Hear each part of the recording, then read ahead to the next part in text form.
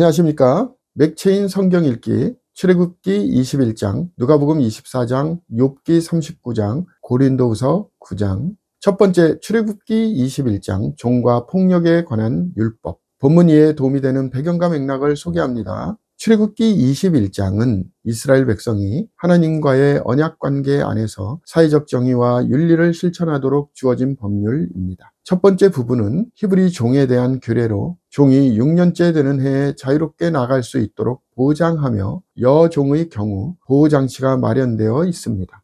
두 번째 부분에서는 살인, 폭행, 낙태 등에 대한 처벌을 규정하며 생명은 생명으로, 눈은 눈으로, 이는 이로 라는 보복법의 원칙이 등장합니다. 마지막 부분에서는 소유물과 재산에 관한 법이 포함되며 공동체 안에서 공의와 책임을 강조합니다.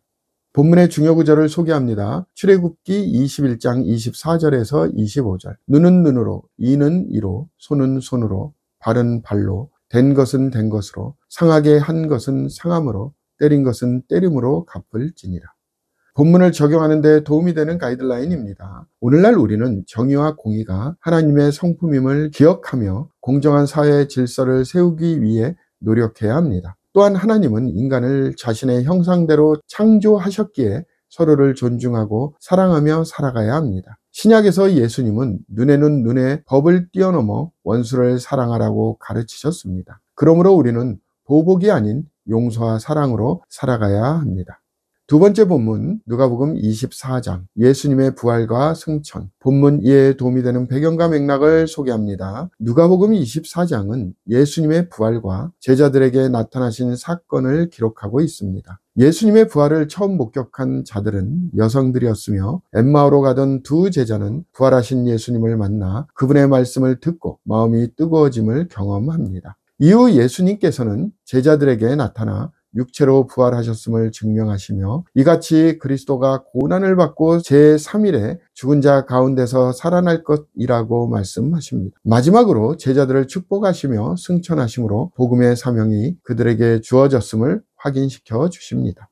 본문의 중요 구절을 소개합니다. 누가복음 24장 45절에서 47절. 이에 그들의 마음을 열어 성경을 깨닫게 하시고 또 이르시되 이같이 그리스도가 고난을 받고 제3일에 죽은 자 가운데서 살아날 것과 또 그의 이름으로 죄 사함을 받게 하는 회개가 예루살렘에서 시작하여 모든 족속에게 전파될 것이 기록되었으니.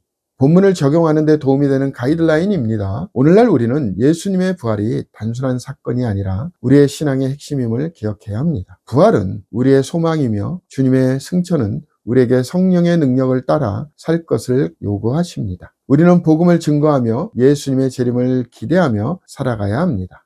세 번째 본문 욥기 39장 하나님의 창조와 동물의 질서. 본문 이해에 도움이 되는 배경과 맥락을 소개합니다. 욥기 39장은 하나님께서 욥에게 창조세계의 신비를 설명하시는 부분으로 자연계에 대한 하나님의 주권과 지혜를 강조합니다. 하나님은 산, 염소, 들, 나귀, 들소, 타조, 말, 매와 독수리를 예로 들어 인간이 통제할 수 없는 창조 질서를 보여주십니다. 하나님은 모든 생물을 다스리며 각 동물들에게 그들의 본능과 생존 방식을 주셨음을 강조하십니다.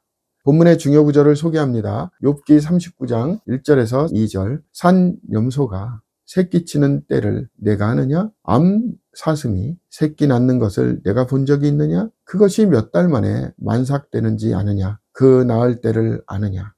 본문을 적용하는 데 도움이 되는 가이드라인입니다. 오늘날 우리는 하나님의 창조 세계를 경외하고 인간이 자연을 함부로 다룰 수 없음을 깨달아야 합니다. 하나님께서 모든 것을 다스리시며 우리가 이해할 수 없는 일들도 그분의 섭리 안에 있음을 믿고 신뢰해야 합니다. 오늘의 마지막 본문 고린도후서 9장 기쁨으로 하는 연보. 본문 이해에 도움이 되는 배경과 맥락을 소개합니다. 고린도후서 9장은 연보에 대한 바울의 가르침으로 성도들이 기쁨으로 자원하여 헌금해야 함을 강조합니다. 바울은 인색함으로나 억지로 하지 말라. 하나님은 즐겨내는 자를 사랑하시느니라 라고 말하며 헌금이 단순한 의무가 아니라 하나님의 공급에 대한 신뢰와 사랑의 표현임을 설명합니다. 또한 연보를 통해 하나님의 은혜가 넘치며 가난한 자들을 돕고 복음을 전하는 데 사용됨을 밝힙니다.